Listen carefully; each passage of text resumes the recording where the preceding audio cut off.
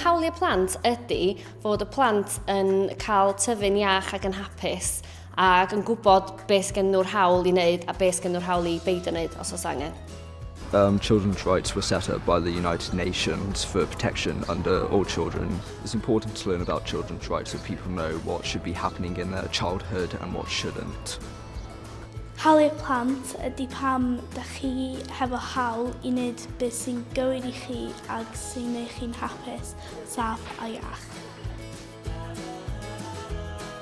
We believe that learning about rights of the child is very important for all of our students as it gives them the equal opportunities to be protected, to be safe, to be happy and healthy in school, to ensure they're aware of what their rights are and how we as adults can support them in getting the best for them, both in and outside of school.